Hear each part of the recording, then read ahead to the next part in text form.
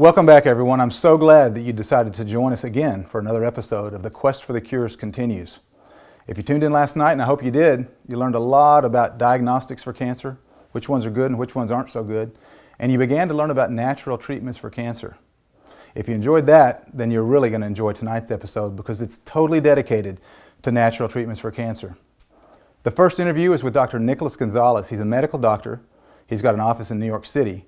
And he specializes in pancreatic enzymes and detoxification, as well as a structured diet to treat cancer. He's had tremendous success with many types of cancer that are considered to be untreatable with conventional oncology. For instance, pancreatic cancer. If you are diagnosed with pancreatic cancer, it's the equivalent of a death sentence if you go with conventional treatments.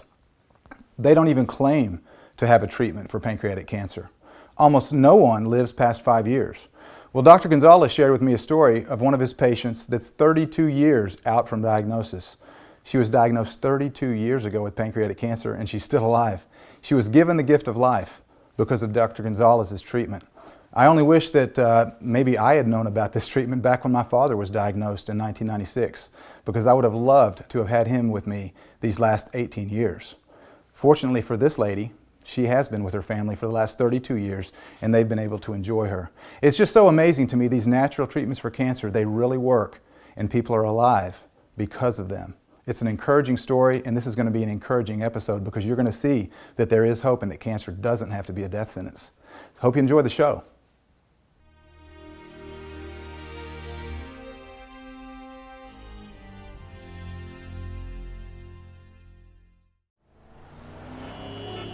Dr. Gonzalez, talk about the protocol that you are using. If you could go back and kind of give a few details about what protocol Dr. Kelly was using, and then how you've adopted that into your practice now. What are you using? Kelly's program and our program have three basic components. And our therapy today, 25, 27 years later, is really a derivation of Kelly. We follow his model pretty closely. It involves three basic components: individualized diet, individualized supplement programs with, for cancer patients, large doses of pancreatic enzymes, and detoxification routines like the coffee enemas. Now, unlike a lot of alternative practitioners who use one diet for everybody, like Atkins thought everyone should be on a meat diet, the Gerson people think everyone should be vegetarian, Kelly realized early on different people need different diets, and some people do well with a plant-based diet, other patients need fatty red meat 2 or 3 times a day. He had 10 basic diets and 94 variations. An investigative journalist that I was at heart when I first met him, I challenged him, and he showed me on his computer the 10 basic diets and 94 variations. And even then, he would individualize the diet. So he didn't have, and we don't have one diet. We follow that tradition. We have 10 diets and dozens of variations. Secondly, large doses of nutritional supplements. Vitamins, minerals, trace elements, glandular extracts from animals like liver, thymus, lung, pancreas, heart. These glandular products are made for us in New Zealand. Now, we don't believe the vitamins, minerals, trace elements, and glandular products are going to cure or reverse cancer. What they do provide is nutritional support. We're doing two things. We're trying to attack the cancer directly, but we're also trying to rebuild a ravaged body. A lot of the patients that came to Kelly, a lot of the patients we see, not only have advanced cancer, which just wrecks the body, but also have been treated with aggressive chemo, radiation, all kinds of combinations that also ravage the body. So we're trying to rebuild the body and also attack the cancer, and you can attack the cancer better if you rebuild the body. So the vitamins, minerals, trace elements, glandular products help restore the normal equilibrium and homeostasis of the body. And even then, these supplement programs are very individualized. Kelly did, and we do, individualize all these supplement programs. So no two patients are on exactly the same protocol. Some of them, of course, are similar. Now, in addition to the vitamins, minerals, trace elements, etc., designed specifically for each patient, we use, for cancer patients, large doses of pancreatic enzymes. Now, this was Kelly's great innovation and the tradition we follow, of course. Now, pancreatic enzymes have been known since the 1850s and 1860s, and they're known as digestive enzymes. They help us break down proteins, fats, and carbohydrates. In addition, Dr. John Beard was the great professor at the University of Edinburgh, English by birth, Scottish by profession. He taught at Edinburgh all his professional life. He was a very brilliant embryologist, got his doctorate in 1884 from the University of Freiburg in Germany. And he was one of the great embryologists. His work in embryology is still quoted today in the literature. But his work in embryology led him on a side tangent into pancreatic enzymes and cancer. He was not trained as a cancer researcher, but he was a brilliant man, like a lot of brilliant men, like Linus Pauling, that become experts in a lot of different fields. And in 1902, he wrote the first paper claiming pancreatic enzymes, in addition to their digestive capability, which had been well documented by that point, They're the body's main defense against cancer and would be useful as a cancer treatment. And brilliant man that he was, he did animal studies. We think of 110 years ago as a primitive time in science where scientists worked out of caves with candles. Well, actually, it was very sophisticated. By 1902, pathologists, and Sloan Kettering already existed by that point, brilliant pathologists in the US and Europe had already evaluated and diagnosed and defined the 100 different types of cancer. They knew what cancer was, they knew what it looked like, they knew how it behaved, they knew how to examine it in biopsy under the microscope. So Beard took an animal model, which they had at that time for cancer, and used his enzymes as the first study of enzymes in history, and got 100% regression of cancer in the animals that he treated, whereas the control group died very quickly. Then physicians, he was not a physician, he was an SCD, had a doctorate degree, so he wasn't able to treat patients directly, but physicians working under him began using enzymes. The first case was 1905, a case of head and neck cancer. And the person who administered it, Dr. Clarence Rice, had an office about 5 blocks from this office where we're sitting now, right on Madison Avenue. So it's kind of a historic place to be in terms of enzymes. And the tumor completely regressed, and it was published in the conventional medical literature. I've collected dozens of articles in the peer-reviewed conventional literature from the period 1905 to 1911, where physicians under Beard's guidance treated advanced cancer, colon cancer, rectal cancer, breast cancer, endometrial cancer, lung cancer, successfully with the enzymes. He wrote a book in 1911, The Enzyme Treatment of Cancer. We actually had photographs of patients, sequential photographs of patients with head and neck cancer. The tumors actually disappear and the skin heals normally. 100 years ago, more than 100 years ago. But the work then, as it is today, was considered too controversial. But there was another footnote, which I often talk about in my lectures. At the same time Beard was showing the enzymes reverse cancer, Madame Curie, the great French, well, she was Polish by birth, but she was working at the University of Paris. She was investigating radiation, and radiation X-rays had been discovered in 1895. By 1900, they were used diagnostically. You know, the miraculous. You do an X-ray, you can see the inside of the chest and see the lungs. By 1905, Madame Curie was saying that radiation would be a simple, easy, non-toxic way of treating all cancer, and she had 2 Nobel Prizes already. One of the few people, that Linus Pauling also had 2.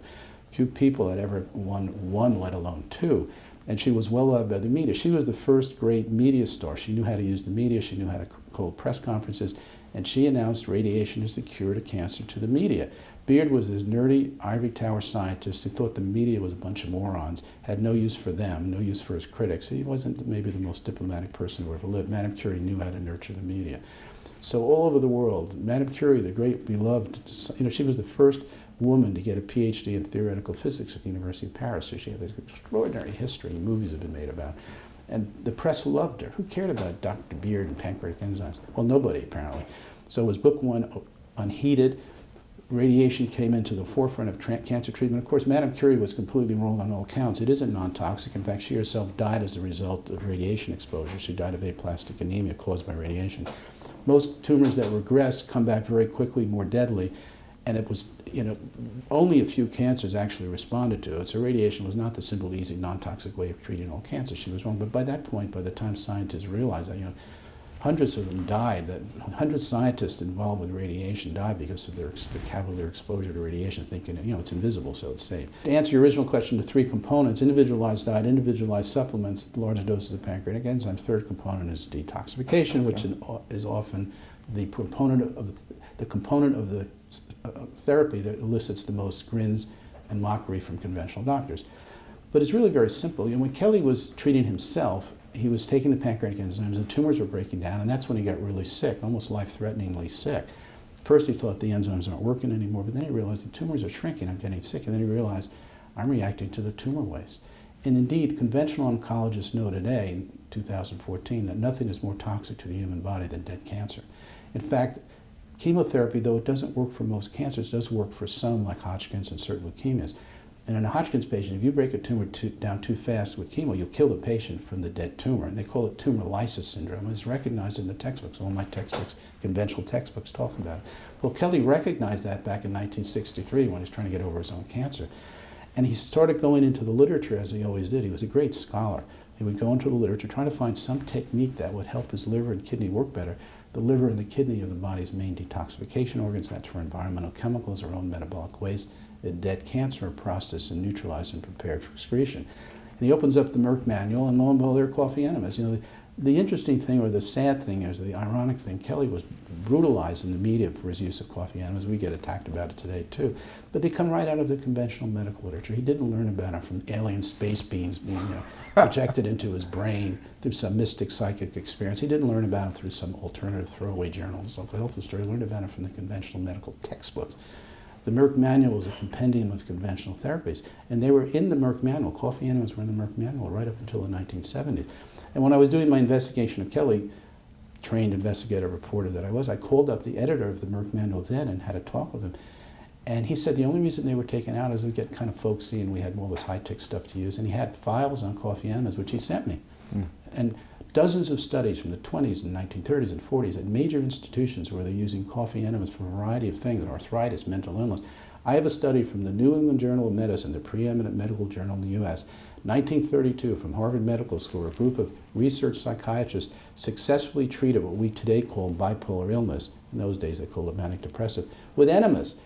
And their hypothesis was that there were toxins from the intestinal tract that were polluting the mind, and that's what was causing the mental illness. And they put these people on enemas and colonics, and they got them off medication and out of the hospital. It was in the New England Journal. I have a copy, 1932. I have a study from Uruguay. Just because it's Uruguay doesn't mean they weren't serious scientists. People downplaying it was not from Boston. It was a good study.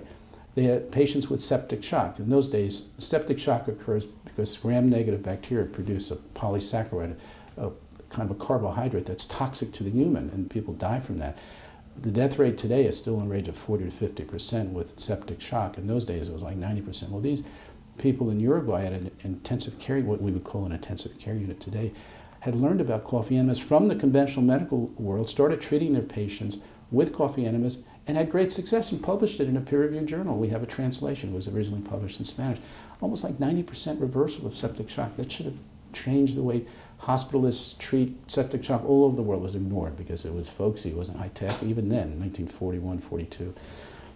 So we have dozens of articles. Kelly collected them, dozens of articles from the mainstream peer-reviewed medical literature discussing the use of enemas, coffee enemas, other types of colonics in the successful treatment of all kinds of illnesses. So he incorporated them into his practice, and it helped, and he added other things like liver flushes and colon cleanses and juice fasts and skin brushing, which is an old naturopathic technique to get the lymphatics to work better, kidney flushes, all kinds of techniques that we still use today.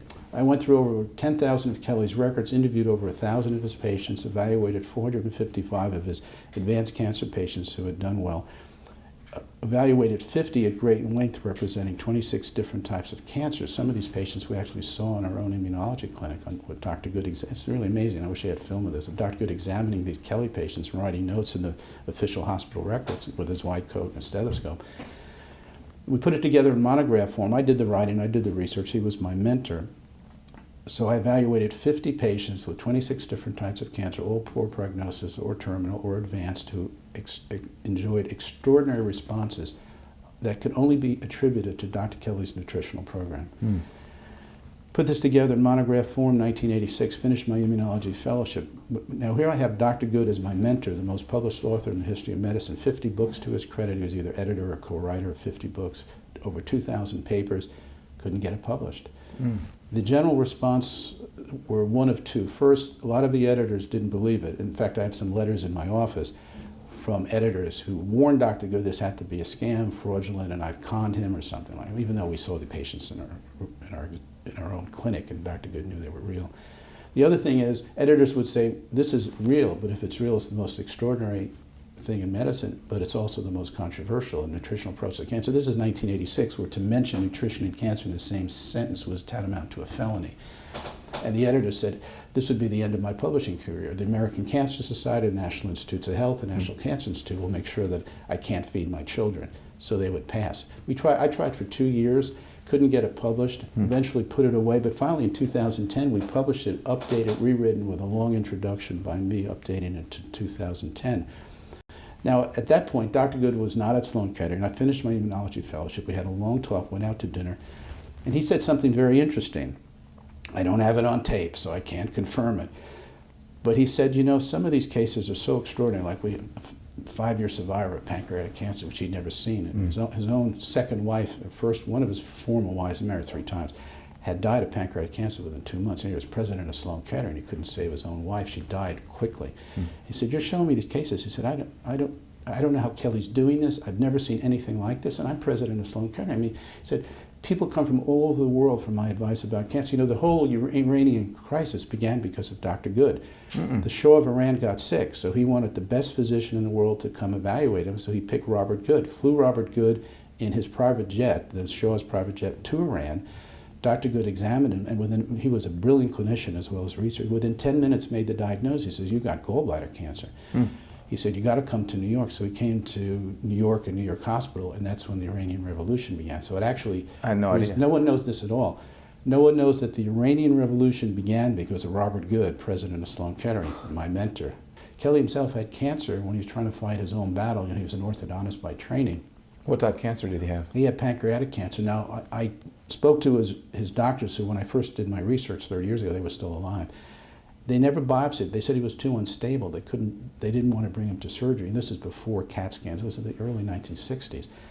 But they did x-rays. He had tumors in both lungs, fluid in his lungs, tumor in his hip. In fact, he always walked with a limp because the tumor had eaten through his hip bone. He had a tumor in his heart, which is rare for pancreatic cancer. It was in his bone. And they said there was nothing we could do. They gave him 2 months to live, and he had 4 young kids, all of them adopted. He had mumps as a teenager, so mumps could make you sterile. So he couldn't have kids, so he adopted 4 kids out of the orphanages. And he was afraid if he died, they'd end up back in the orphanage. So he said, "I can't die." He just made that decision. Kelly was a very determined guy. He also had an IQ twice of most of us. He said, "I'm not going to die." So he went through the literature, started to realized the only thing he could do is change his diet. Then he learned about Beard's work from, at that point, it was like 60 years earlier, added on enzymes and got well. And then the local doctors, you know, Kelly was very well known in a town where he lived. He lived in Grapevine, Texas, which is a suburb, as you know, Texas, you're a Texas boy, suburb of Dallas-Fort Worth. In those days, it was a pokey professional suburb. Now it's, you know, like Dallas is like taking over the world. But it was a pokey town, you know, Grapevine. And he was in the country club and taught Bible study on Sundays, and he was in the church and the school board. Everyone knew him. He was in the country club. And the doctors saw him rise from the dead like Lazarus. So they started quietly, this is 1964, 65, sending their cancer patients to Kelly because they knew him, they trusted him. He was in the same country club, same church. So the medical doctors were sending their patients to a dentist? That's right. And they were sending him to a dentist. Well, legally, he didn't have the right to treat cancer. Dentists can't. But they would send them, and they would get well. That was the good news and the bad news. The good news is that word of mouth network started to spread. You know, someone's cousin in Houston heard about my cousin got well, and they would come to Kelly, and then it was the person in New Mexico. Pretty soon people would come from all over the country to Kelly, to his dentist office outside of Dallas and getting well. Well, guess what? The medical board wasn't too happy about it because sooner or later they heard about it. Kelly once told me at one time 14 government agencies were investigating him. And I said, I'm an investigative reporter that I am. I said, people tend to exaggerate. And I looked through the data. Indeed, 14 government agencies, from the local county attorney to the state medical board to the dental board, because the dental board actually took away his license for practicing medicine without a license. He didn't care because he just said he's doing nutrition, kept seeing patients anyway. The state attorneys, the state attorney general, federal attorneys, the IRS, they all colluded, like going after Tea Party groups together. They all colluded to try and get Kelly. You think, here's a guy giving cancer patients nutrition. This isn't like he committed the Holocaust. He's just giving patients with nothing else to do. You can't treat them successfully with any conventional therapy. He's giving them nutrition. And lo and behold, the problem was a lot of them were getting well, which started to upset the medical authorities.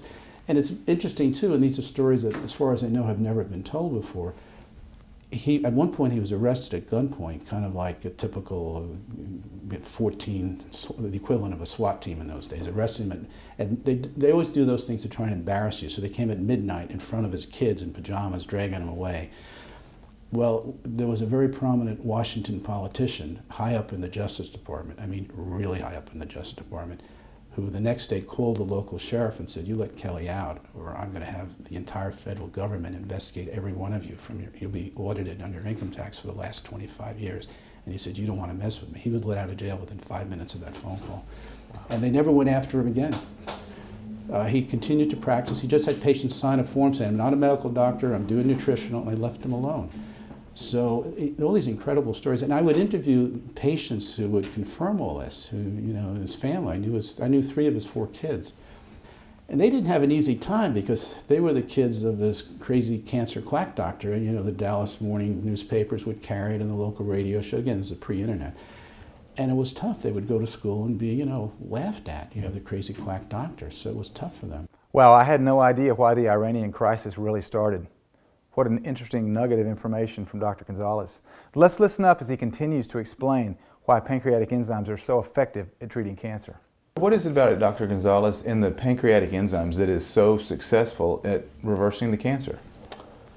No one's ever had the financing to do the work. Now, Beer did animal studies 100 years ago. We've done animal studies too. We were fortunate that we've had funding from two major international corporations. People laugh when I say it, but Procter & Gamble gave us millions of dollars to help perfect the enzymes. And Nestle's. The chief of research at Nestle, Pierre Guessery, was the former medical director of the Pasteur Institute. Nestle lured him away to run the research division. Nestle's, in those days, had a $600 million scientific basic science research division. They have a campus in Switzerland off of Lake Geneva that rivals the NIH. It's unbelievable. I've lectured there several times. And Guessery was a real scientist. He's a physician by training and was head of the Pasteur Institute, one of the preeminent research institutions in the world. And he had heard about my work back in 1992. It's like, this is pre-internet. I don't know how people heard about me. Actually, I do know, so I'm actually kind of exaggerating. Pierre he's still alive, lives in Malta now, retired, and has a sailboat and sails around the Mediterranean. He set up a research group to travel the world looking for alternative therapies that might be useful. This is genius people. They don't tend to have prejudices. They just want to see it works. They don't care if it's moon dust or spooky stuff or, you know, radioactive waves. They don't care as long as it works. So they actually set up a division very quietly, highly funded, and they sent a team around the world from jungles in New Guinea to New York to me. A division within Nestle? Within Nestle, to look into alternative therapies. Unknown, never was publicized. And they traveled the world, and one day I got a phone call. I'm going off on a tangent about enzymes, but you can all edit this down. No, this is great stuff. I got a call from the research director at Nestle. I said, what the heck does the research director at Nestle want to do with me? And I didn't, you know, and then they told me his name, Pierre Guessery. I said, that rings a bell. So this is before internet, so you couldn't Google, but, you know, I found a way. I said, oh, this is the guy who ran the Pasteur Institute. So I called him back. He said, I want to come to New York and meet with you. I said, you want to meet with me? Why? He said, I don't eat chocolate. He said, no, it's nothing. He laughed. Nothing to do with chocolate. He explained that they had been looking into alternative therapies, and my name kept coming up, and he wanted to meet with me. So we met with me, and the end result is Nestle agreed to fund studies. They funded our first clinical study that was very successful with pancreatic cancer in humans, but also animal studies back in 2002, 2004. That were done at the University of Nebraska by Parvez Pour, P-O-U-R, who's one of the preeminent researchers in the molecular biology of pancreatic cancer. And Dr. Pour developed an animal model for pancreatic cancer that they used in our study. And he used the most aggressive animal model at his disposal, and Nestle funded him to do this. They were going to really put my enzymes to the test. And it was extremely successful, and Pour told me that this is the first time in his lifetime that he saw this particular model respond to anything. Didn't respond to chemo, anything. So he was very impressed. Published it in a peer-reviewed journal, Pancreas, I think it was in 2004, we have copies around.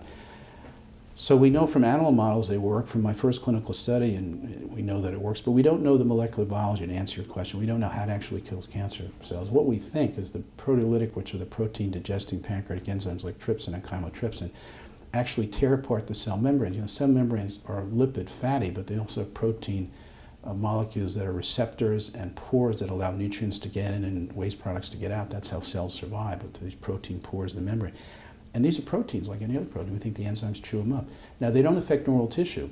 And Beard said in his book, 100 in 2011, more than 100 years ago, that there's a reason that cancer cells have the opposite electrical charge than normal cells. Everyone laughed at him at that time. We now know that's true. And normal cells repulse the pancreatic enzymes in the bloodstream, but cancer cells attract them. The enzymes go right to the cancer cell. We believe chew up the proteins on the cell membrane. The cell does.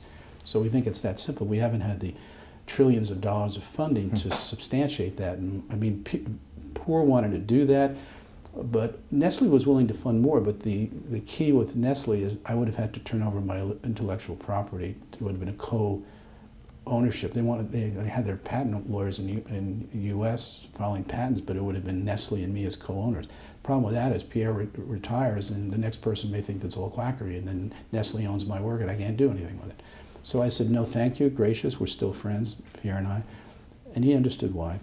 Mr. Griffin, tell us a little bit about the role that pancreatic enzymes might play in prevention and or treatment of cancer. Yeah, very important. Thanks for asking that. A moment ago I said there were two factors, the extrinsic factor and the intrinsic factor. And we've been talking about the extrinsic factor so far, the food that comes in from outside. But there are certain things that are generated within the body that are very, very important. And one of those happens to be the pancreatic enzymes. We've got trypsin and chymotrypsin and other digestive enzymes that have a special mission of digesting meat protein. Well, why is that important? It's a fascinating story. They have known for a long time that let me back up a little bit by saying one of the questions that puzzled scientists for a long time is why doesn't the immune system attack cancer cells? If you're working on the assumption that cancer is something that's foreign to the body, which is not our assumption, of course. Our assumption is that cancer is natural to the body, that's gone awry. But the orthodox view, if cancer is something foreign to the body, it's not supposed to be there, why doesn't the immune system attack it and destroy it? And the answer is that cancer cells have a protein coating around them, a protein coating. And that has a negative electrostatic charge. Okay. It's amazing, the more I learn about how much electricity plays a role inside the body. I used to think it was all chemistry. Well, chemistry is basically electricity, and the little valences, and you see the pluses and minuses on the charts and so forth. It's all electricity, or the chemistry doesn't work. But anyway, this protein coating around the cancer cells, one of its unique qualities, has a negative electrostatic charge. Well, the immune cells, the lymphocytes, the leukocytes, the monocytes, all these white blood cells that are supposed to attack the foreign invaders, they have a negative electrostatic charge also. Well, everyone knows that common polarities repel each other, so the cancer cell is well protected against the white blood cell. And I believe the reason is because the cancer cell is not foreign to the body. It's part of the natural protections. Hey, I'm a friend, not a foe. Even though I'm out of whack, I'm still a friend. So now, if you are eating foods that have a lot of meat protein in them, you're probably going to use most, if not all, of that digestive enzyme produced by your pancreas to digest the meat. That's what it's meant to do. Yeah, makes sense. And there's very little left over, if anything, left over to do anything else. But if your diet is low in meat protein, and if your pancreas is normal, functioning okay, you should have plenty of digestive enzyme to take care of the meat and still be plenty in the bloodstream. Now, when these digestive enzymes come to the cancer cell, they say, protein, meat. And they will actually digest away that coating. Now the underlying cancer cell is exposed, and it has a positive electrostatic charge. And now here come the white blood cells, and they do literally attack the cancer cell once it's been stripped of its electrical protection. So all of the physicians that I have ever met that are following this alternative therapy, this concept, one of the things they focus on is making sure that the patient changes the diet to either eliminate meat altogether or make sure it's very, very low. And a lot of people don't understand that. They think, well, what is it, just some kind of a vegetarian nut, Do we have to eat vegetables too to go along with it? Well, yeah, you do. If you want to have the full mechanism working in your favor, you definitely, at least if you have clinical cancer, you definitely want to make sure that whatever your pancreas is producing in the way of these digestive enzymes is completely available to do that job. And that would explain then why many physicians, part of their protocol to treat cancer, add pancreatic enzymes to the protocol. That's exactly it. So trypsin and chemotrypsin, they tear apart the cell membrane. They digest the protein coating around the cancer cell, making it visible to your immune system. Fascinating info. Let's hear from G. Edward Griffin as he explains about a substance that is selectively toxic to cancer cells, but doesn't harm any normal cells. there is a substance in nature, again, it can't be patented, it's in nature. It's in about 1,400 edible plants. It's ubiquitous, it's everywhere, except on the plates of modern man, because it has a bitter taste to it. And if you have a choice, if you're not just living in a primitive society and you can choose what foods you want, you normally don't choose bitter. We like sweet. We like sweet. And that is the beginning of the problem, or at least the answer to the question, why does modern man have cancer and primitive man does not? There's a part of the answer. Well, anyway, this substance is called amygdalin. It's well known. It's been in the pharmacopoeia for almost 100 years. I think it was first isolated and described in Germany. And it's been used for medicinal purposes for a long, long time. Amygdalin is a substance that is bitter, and it's found in grasses and in seeds primarily. And they have found that in those cultures, those places in the world where the diet, the native diet, is rich in amygdalin foods, the cancer rate is very low, if not zero. And you compare the diet to the same food, or you compare that diet to the diet of the people in modern societies where cancer rates are high, and you find there's practically no amygdalin at all. It's just a complete, it's an eye-opener. And, well, what are those cultures? Well, the Hunzas, I think you mentioned a moment ago, are probably the best known. Little kingdom up in northwest Pakistan. And it's a very idyllic place, I'm told. The story Shangri-La, they say, was actually written based upon Hunza as the model. Everybody knows the story of Shangri-La. Well, Hunza is pretty much like that. It's very remote. You risk your life getting into it.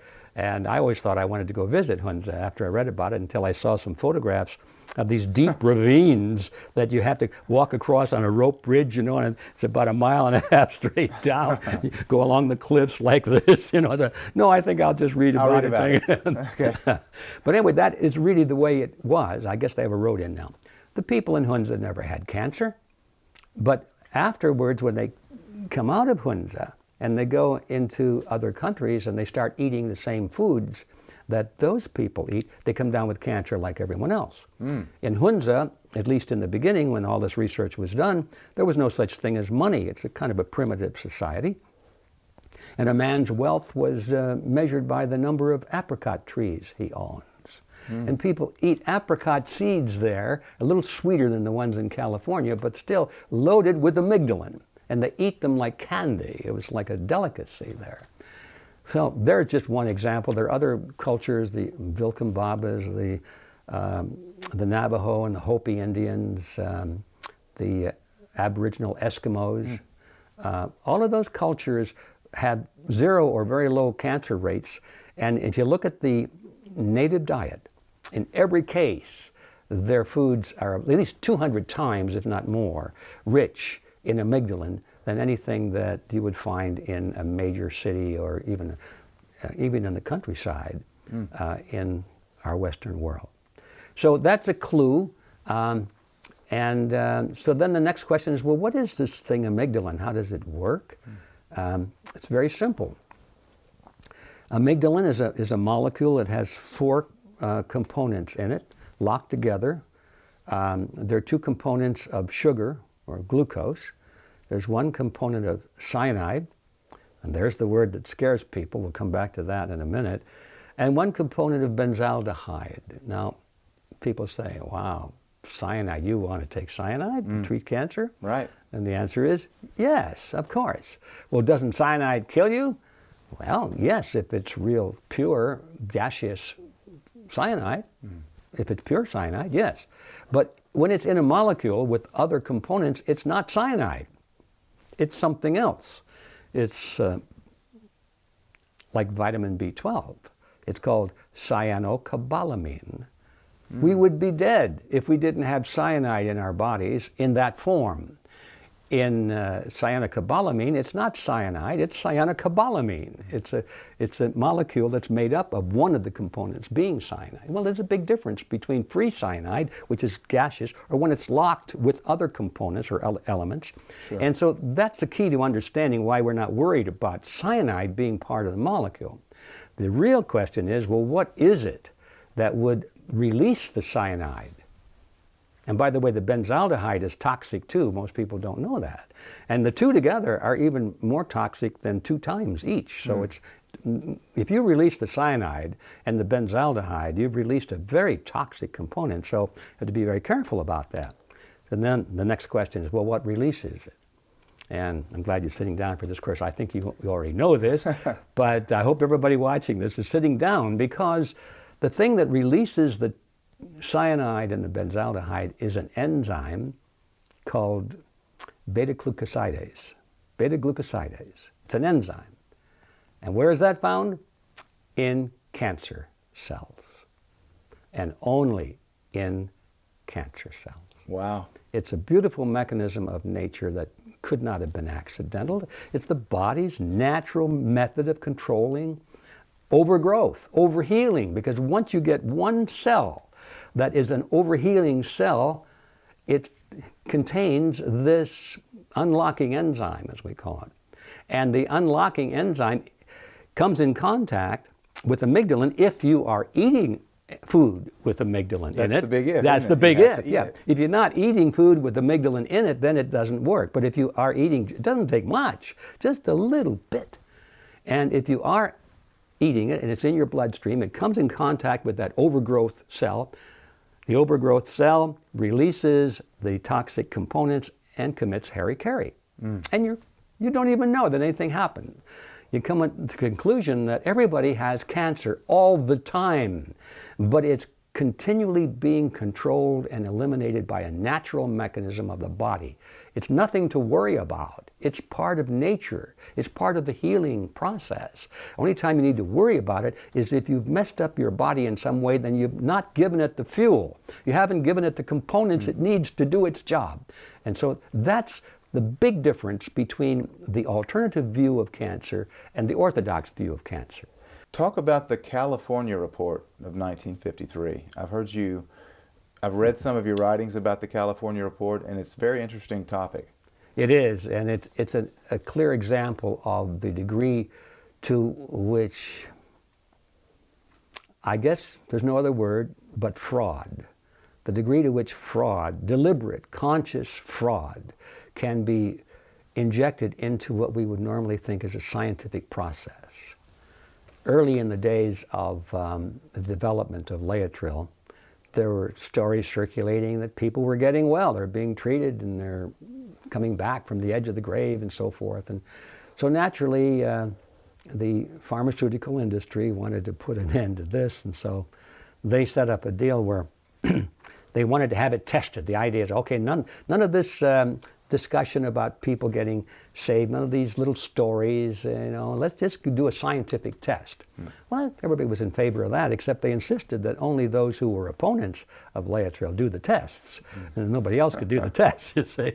And it had to be the oncologists and the people on the staff of the pharmaceutical industry and so forth. Well, anyway, to make a long story short, and it is a long story, the California branch of the AMA, the California Medical Association, was given the task of doing a test on Laetrile. And the people who were in charge of this were all in the cancer industry. The two men, as I remember the names correctly, that wrote the analysis of the report were Doctors McFarland and Garland, I think. And McFarland, I think, was a surgeon, and Garland, I think, was a radiologist, or maybe it was the other way around, but they were, it was a surgeon and a radiologist, and the other members of the panel were all in similar positions. Most of them were radiologists, interestingly enough, I think. So anyway, they all had kind of a vested interest in not finding something that would interfere with their businesses, you see. So there was a sort of a bias built in. Anyway, they did this very fine scientific study using mice and so forth. They spent a lot of money. And they produced the report, and McFarland and Garland announced that there was no evidence whatsoever that Laetrile had any effect whatsoever in the control of cancer. So that was all anybody needed to hear. There was something done by the California Medical Association and two fine, upstanding doctors. Well, these doctors, is just to give you an idea of how fine and scientifically astute they were. These are the guys that both of them said that there was no connection at all between cigarette smoking and lung cancer. And same doctors? Same doctors, yeah, before they got involved in this report. They had already been bought and paid for by the tobacco industry, of course. In fact, I think it was McFarland that even made this fantastic quote, "A pack a day keeps cancer away." I've seen the newspaper ads that they used to run that had that exact quote. That was from him. That was from him. He was one of the guys. Incidentally, he died in bed some years later in a fire started by his cigarette in bed. Wow. Burned him up. I mean, I'm sorry to see anybody die, especially from fire, but I thought it was a certain irony. Poetic justice. Poetic justice or something. Huh. And the other guy died of cancer of the lung. They're both heavy smokers. So anyway, that gives you a little idea of the scientific expertise of these guys. Well, as far as most doctors are concerned, if they see a report from the California Medical Association and it's accepted by, the teaching institutions, there's no question that is that's science, right? That's authentic. That's gospel truth. That is gospel truth. Well, and that it was accepted as gospel truth for quite a while, and then we got hold of a copy of the full report. I've forgotten how we did it, but we did, and it was a big, thick report. And all anybody ever read was that cover page where McDonald and Farland, McFarland and Garland, I'll get it straight. Sound like a comedy routine, doesn't it? Who's on first? Who's on first? Anyway, all anybody ever saw was that little summary that they wrote. And it turns out that these guys never used Laetrile themselves. They were just sort of analyzing the laboratory results of the study, and this was their summary. Well, when you go back and read the actual pages of the report, the summary was a lie. An absolute lie. Kind of like the Cliff Notes being incorrect. The Cliff Notes were incorrect, okay. Yeah. Nobody ever went back to look at. There was plenty of evidence in the laboratory work that it did retard the growth of cancer, in spite of the fact that there was a high question about the quality of the Laetrile they were using. In fact, it was pretty obvious that they did not have good quality Laetrile. It was also obvious they were using lower dosages than was being used in the clinics, and in spite of those two handicaps, the laboratory results were reporting case after case after case where these mice were recovering from cancer, right in the body of the report, and yet the summary was there was absolutely no evidence that there's, et cetera, et cetera. This was sort of the flagship of what had been repeated many times since then. The Sloan Kettering report did pretty much the same thing, and it goes on and on and on. And once people realize that not only is there just ineptitude or bias in the cancer industry, bias against natural therapies, but also deliberate fraud. Now we're dealing with a different animal. Because when you consider the number of people who die from cancer, this amounts to genocide. Wow, unbelievable information from G. Edward Griffin about the suppression of Laetrile back in the 1950s and how this information could have saved people's lives. He equates this to genocide. Sounds like something that would have happened in Soviet Russia, but not in the good old USA.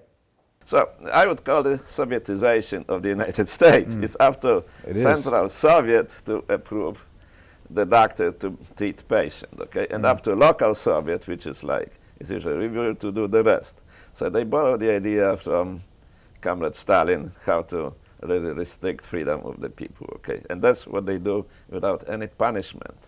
Some brave doctors are writing about it, but this is one committee after another committee. And you can't go against committee because in committee we say, well, this is the committee which really decided what you should do, okay? So like in the communist country, there's a committee who was telling engineers, well, if you don't like the design of your bridge, do it different way because it does not conform to Marxist-Leninist principle. Okay? Even though they might not have known anything about a bridge. Yeah. They would be doesn't determining. conform to Marxist-Leninist principle. That's period. That's what it is. And that's the Deel Swiss Texas Medical Board. Wow. It does not conform to our policy, okay? So forget it. Patients may die, and you should not use it, okay? Yeah. And I'm sure patients have died. Oh, many of them have died. Because of the okay? inability Many of to them access they the died, treatment. many of them they deteriorated because it took months to really approve syncopation. So this country obviously has the finest regulations in the world. In the other countries, it takes simply a telephone call of the doctor to central agency and notifying them, okay, look, I have such and such patient, I would like to treat them with antineoplastons. Can I do it? Sure. You can do it, okay? That's it. So that's what is done, say, in Japan, in Australia, in some other countries, and in European Union countries. They don't need even to ask the government if this is a patient who does not have any other ways to be helped. They can use it, okay? In the United States, you need to file tons of papers, go through various committees, ask the guys in Washington for permission. And recently we got some cases when permission came, but the next day the child died because it was too late, because brain tumors, they don't wait, okay? They don't wait for the clerks. No, they may, some tumors, they may multiply 5 times in 1 month, okay? So they're extremely deadly, which obviously is part of medical science, which is away from the knowledge of the clerks in Washington. You see, the times are changing very rapidly. This is just 2 weeks ago, there was a second war with FDA, which was finished, okay? They were trying to get rid of us for a couple of years. Initially, it started with smear campaign, which is typical for Soviet Russia. They typically use KGB to start with some little reporter with unknown newspaper to begin smear campaign, and then it spreads to the largest newspaper in the country, and that's what happened, okay? That's what they're doing here now. Yeah, well, it spread to USA Today, whatever, okay? They hired a bunch of bloggers to continuously smear us everywhere. It's nothing unusual. It was practiced by communists, practiced by Nazis. That's normally what is done by big totalitarian agencies. Coming from a man who left communist Poland to immigrate to the United States, those statements from Dr. Brzezinski are quite telling. Let's hear a little bit about the history of one of the most well-known clinics in Mexico, the Oasis of Hope, by the founder's son, Dr. Francisco Contreras. In the 60s, my father was the director of one of the biggest oncology centers in Mexico City. He was an army doctor, and he went on a tour on vacation and visited one of the hospitals of the time of Hippocrates, around 300 years before Christ. They gave him a tour, and the tour guide told him, you know, this hospital at that time was divided into 3 areas, and the patients would come to the first area and be evaluated physically. The second area, they would be evaluated emotionally. On the third area, it was more or less a spiritual thing. There was a tunnel, and they would go through the tunnel, and somebody outside would be telling the guy that was going through the tunnel, unbeknownst to them, you'll be healed, you'll be healed. And they thought that it was the gods. And after that experience, my father said, well, you know, the reason why we're failing in oncology so much is that we become mechanics of the human body, and we're not paying attention to the emotional and spiritual needs of our patients. So I'm going to go back and change that. Went back, told the staff what they were going to do. Next day, they kicked them out. Really? Yes. Oh, wow. And that was the genesis of the Oasis of Hope. My father said, well, if the system doesn't want to do it, I'm going to do it. And so he began his work caring for the patients, not only physically, but emotionally and spiritually. He began singing with them, giving them Bible studies, laughter therapy. And about 3 or 4 years later, a lady from San Diego that went to Canada to do a study with lateral, a clinical trial with lateral, came back to San Diego, and my father at that time was the only pathologist in Mexico and in San Diego. So all of the oncologists in San Diego knew him, and when she came back and she wanted to continue with lateral, nobody wanted to give it to her. So one oncologist says, well, I know an oncologist in Mexico, they're less stringent there, why don't you go and see him? Came to my dad and told her her problem. My father said, well, I don't know anything about this, but she was just riddled with cancer. So she said, I see no problem. I'll give it to you. So she started giving her. 6 months later, she's still alive. A year later, no tumor activity.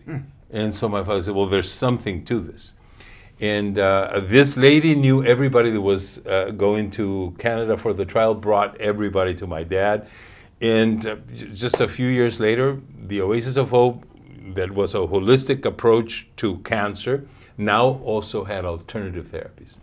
And so our aim has always been to integrate whatever therapies are available to us from the conventional and from the alternative that we can use to improve the quality of life of our patients.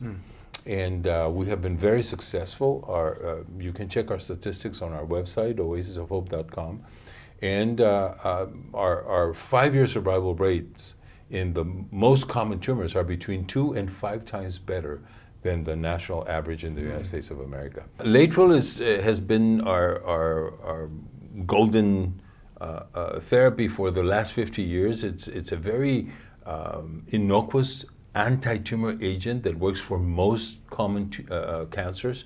Then for patients that do not respond well to lateral, we have a high-dose vitamin C in a very special way, given in a very special way that actually converts the vitamin C virtually into chemotherapy without any of the side effects. We have hyperthermia available. We have all kinds of vaccines. Another major part of the therapy is signaling transduction with foods to block the production of enzymes and proteins that are absolutely necessary for the tumors to grow. That is what, the combination of all of this is what we call the Contreras metabolic therapy or integrative therapy. We also use a number of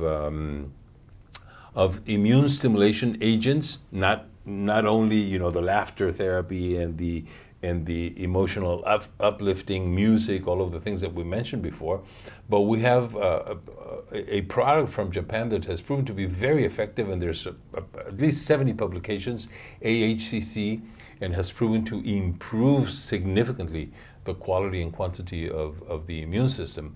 So our therapeutic approach really has about 25 different things that will integrate depending on the patient's needs and on the patient's status. I honestly don't know another medical doctor that uses this many different approaches all under one roof. Right. There's probably no other clinic in North America that houses the staff and the equipment and the array of treatments that we have, because we're not just interested in what's available in the United States. We reach outside of the United States and the world to find all the treatments. Like GC-MAF is not even made in the United States, so we get our GC-MAF from another country. And so, what do you mean? What does that stand for? GC-MAF is a macrophage activating factor. Macrophages are the pac-man of your immune system. Okay. And so when you have an illness, and I'm not just talking about cancer, but many chronic illnesses, we make an enzyme called nagalase, and nagalase poisons the macrophages, prohibiting them doing their job. And so that macrophage activating factor is a substance that you can give internally, either injection form, inhalation form, oral form, from everything from autism to cancer. And so that would, the macrophages are, you call them the Pac-Man, so they eat, what do they eat? They eat the things that your body doesn't like. So for example, viruses and bacteria and fungi and chemicals and toxins, everything that is attacking the body that is unable to do its job and have a functioning immune system. I love that quote by Dr. Keneally, that macrophages are the Pac-Men of the immune system. I mean, just picture that in your head. You can see the Pac-Men chomping down the bad guys, almost like a military invasion. Speaking of military, one of my favorite military movies is a World War II movie, Steve McQueen, The Great Escape. Remember when he died in 1980 of mesothelioma? And you remember the story that you heard? We're going to learn the rest of the story from Dr. Nicholas Gonzalez. The Steve McQueen story has never been properly told. That's another big thing. There are all kinds of biographies about Steve McQueen, and they mentioned Kelly, the crazy guy. I've talked to some of these authors. They never really investigated it properly. I know the whole story. In fact, in this office, about 25 feet from where we're sitting, I have Steve McQueen's complete medical records, even when he used assumed names. I've got all his records here. I got them from Kelly. So they're in this office. I know the whole story. I know it like nobody else has because no one else has ever had his complete medical file. McQueen was kind of a reckless guy, motorcycle racer, smoker, drinker, lived a hard life, as he's famous for.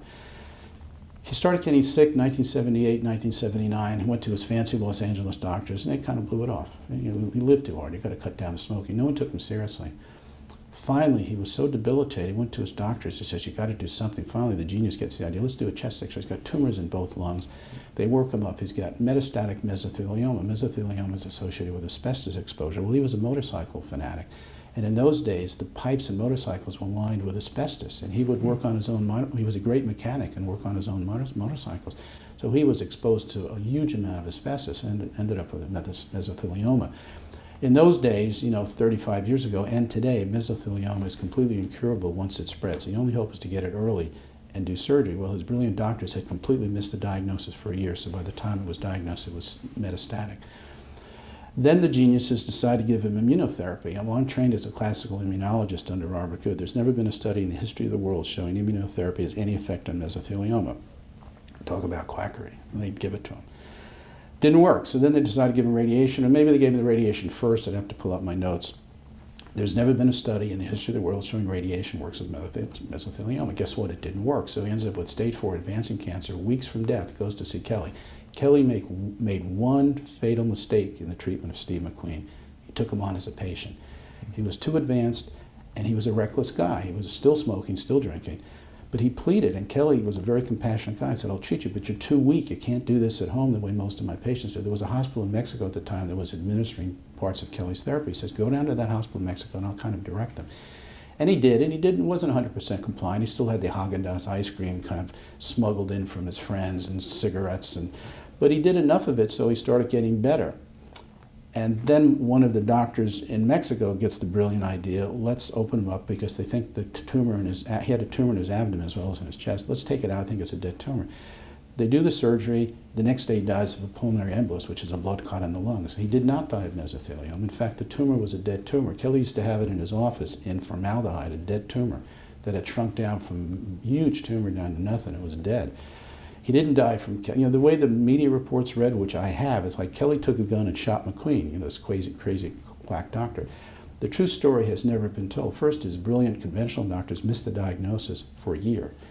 Then they give him immunotherapy, which is worthless. Then they give him radiation, which is worthless. When all that fails, then he goes to see Kelly, who keeps him alive, kills the tumor, and then gets blamed for killing Steve McQueen. So it's a bizarre story.